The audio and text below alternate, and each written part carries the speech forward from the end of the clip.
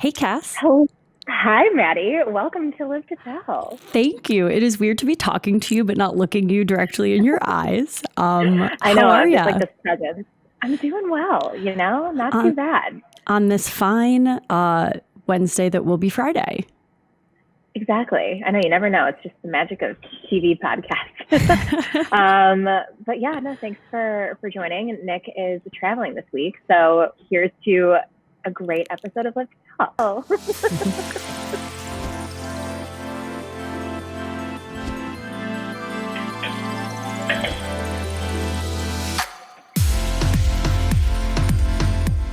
reason for my awkward pause. Cool. All right, and we're back. And All we right, are back. Let's kick it off, Maddie. What's fantastic this week? Okay, so when I originally pulled together these topics, I was sure that Nick was going to be here, which is why I think this is fantastic because he always likes to discuss BK and most likely just, notice their missteps. But so Burger King's largest franchisor, this was recently reported that they noticed their sales were low. So they looked at their numbers compared to their system average. And it turns out a summer Whopper deal that was miscued cost them $8.3 million this summer. So that's pretty rough. Some pocket change.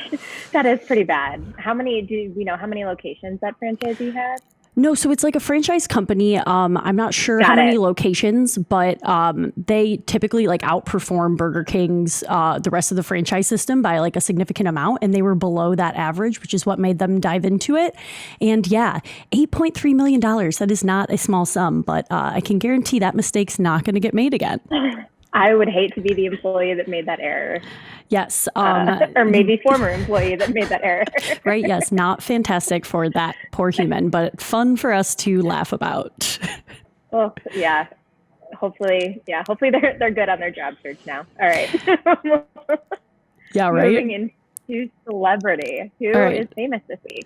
Okay, so this is an interesting take on this because I think it's more of who is going to not be famous should this be around forever. So as I'm sure you've heard, Instagram is testing removing its likes in the US. That's kicking off this week. And I'm just curious as to what happens to our Insta famous friends in the influencer space. So are they going to be devalued to businesses now that you can't, see those metrics? What does this mean? Does the Insta famous influencer go bye-bye with this or what? Yeah, it's like, I wonder, I feel like they have to allow people to have access to that data on the back end because otherwise, I guess engagement would be a metric that you could use or like clicks through of like what you're buying from a certain influencer. But it's you have to have that data to prove to whatever company you're working with that this is how many likes that you have. And yeah, I mean, same goes the other way for a company to convince an influencer that they want to work with them. Like, this is how many likes we get on our post. So right. It's become such a part of business these days that, I don't know, it'll be interesting. I personally, I don't care, but it will be interesting from a business standpoint. I don't care if people can see how many people like my photo. Like it, don't like it, not for you anyway.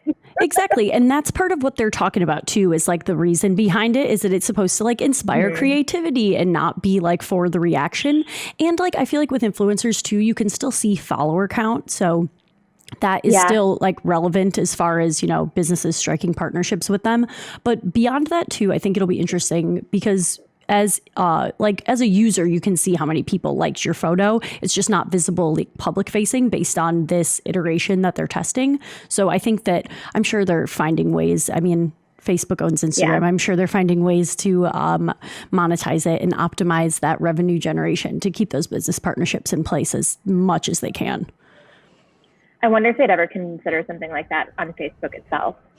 I think that the article that we reference here actually talks about how Twitter's considered it, Facebook's considered it too, but it wasn't a long-term play. And I know that Instagram is actually testing this in a couple of different countries. I can't remember them off the top of my head. I believe one is Brazil. There might have been a couple other South American nations, but yeah, I think it's there's something that, is potentially permanent, but not quite yet. So they'll definitely test and see how it changes things before implementing anything through and through. But this may be the future. I think that what's cool about it too is that like in theory, right, the best content is still what's going to win the day, and that it makes people more incentivized to like not just create content for content's sake with the person in the image, but actually try to make something that's worth clicking that heart button.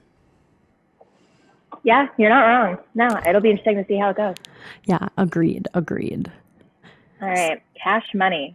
Okay, so this is one of my personal favorite things that has been talked about on this podcast, and I feel so honored. So Chinese commerce giant Alibaba celebrates Singles Day, which, as part of my research, originated in China in the 90s, and it's a way to celebrate being single, but has turned into this giant e-commerce holiday, I guess, for that treat yourself mindset, right?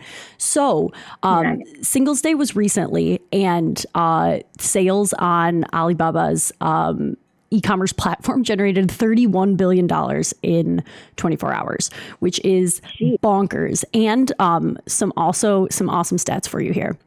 Nearly triple the spending reported on Black Friday and Cyber Monday last year combined, which is crazy to me considering the amount of money that's spent in the US on a regular basis, and that every year that's records being broken. And also, the equivalent to 13 billion US dollars was spent in the first hour alone.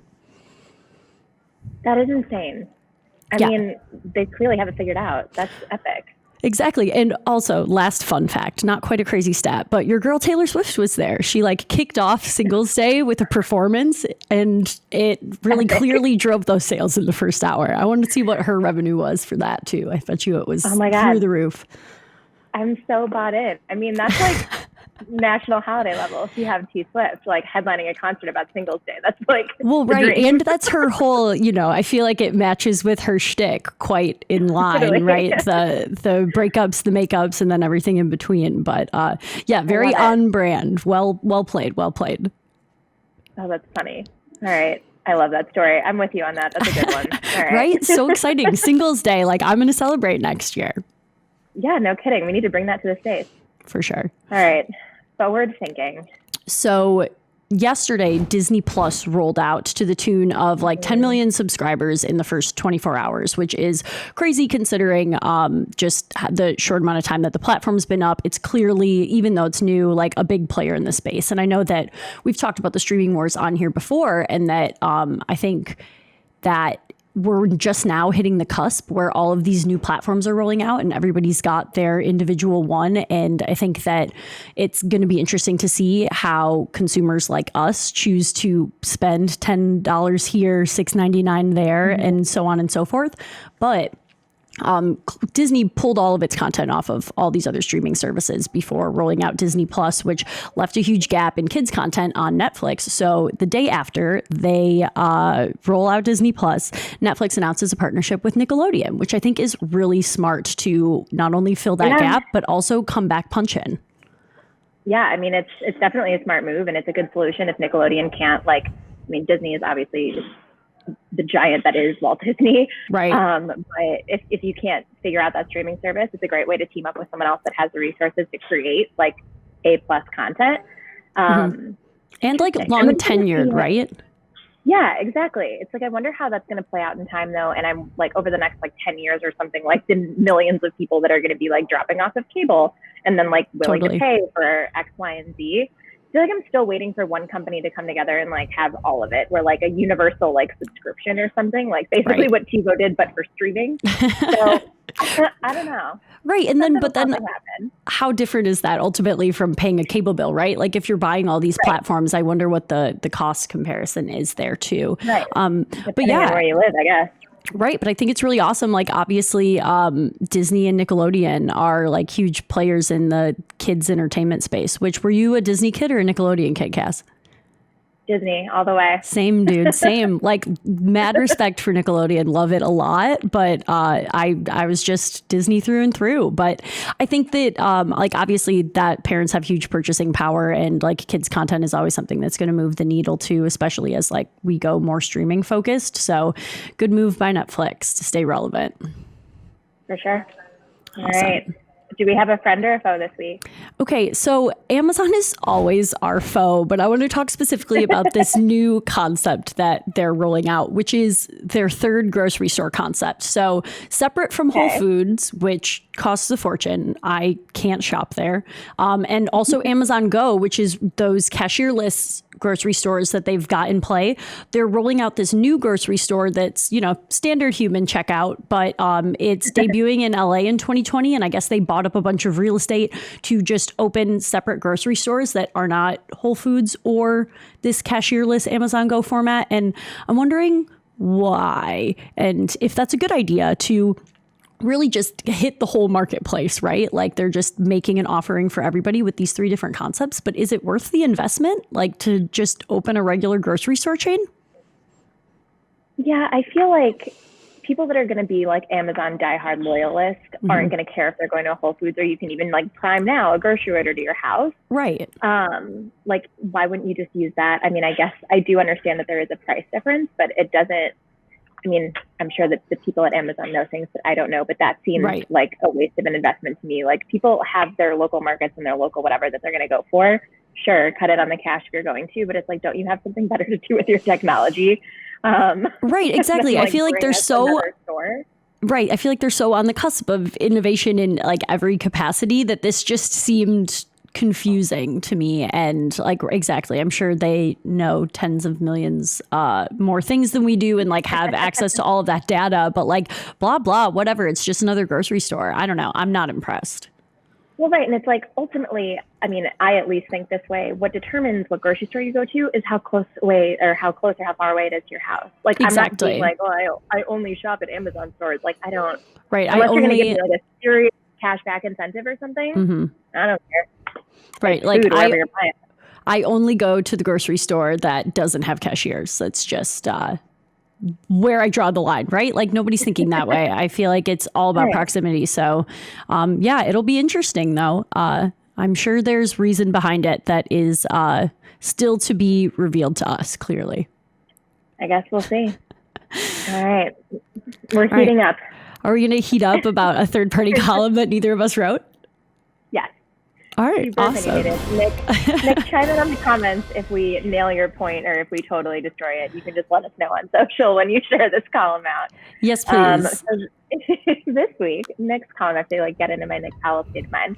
So he talks about how to manage the stress and unpredictability of the J curve. So obviously, like when you're ditching something stable for a little bit more of a risk. So like a PE deal, which is something that we're talking a lot about recently, I think especially in franchising, is you have a company that's doing, X amount in sales, they start dipping a little bit, a private equity company will breathe a little bit of life into it. But then when you're at that curve, obviously, Jay, you can envision the curve. You need to buy when it's sliding versus when it's on the rise. I mean, the same can be said for even something as small as like a house. But it's when you're willing to put that risk in and know that a company is going to have either the people or the idea or the system in place to make that money for you in the end. Ultimately, I think that that's what franchising is all about. It's taking a risk both on the personal level and on the company level. If you're going to A, take your business and turn it into a franchise, or B, buy it. I think that what accompanies it though is the realistic expectation of what a brand can do. You can't buy a company when it's on the downturn and expect to double its income or double its profit margins within a simple year. Or say, we sold 20 last year, let's sell 40 this year and not raise the budget. Like that's my head comment on it. Or on that too, like considering the competitive landscape, right? Like everything that's operating around franchising that affects franchising changed so much year to year that you can't just look for that 20 unit jump and have that be the only amount of research and the only expectation that you have set with yourself for without considering those other factors too. Yeah. And I think he talked a lot about too, just like investing in your business to then, better the client experience and ultimately just like level everything up too, which I think he's absolutely right about. If you can weather the stress, the incline is worth it. Agreed. If you can somehow find that marriage of a brand's idea and the technology to make it happen, and then I think most importantly, the people, it's worth the risk in the end. Absolutely. All right, with a minute to spare, it's like the shortest meeting up ever. You sounded Nick, just like Nick too. Yeah. Crushed it. Like him. Nailed it. Oh man. Well, thank you so much for doing this with me this week. Oh my It's been God, fun. happily. It's I'm always happy to be supplying the topics. I'm glad I get to provide some insight on why I think they're fun sometimes. I love it. All right. Cool. Have a great weekend, everyone. And this is Let's Go. Bye, guys. Scene. And scene.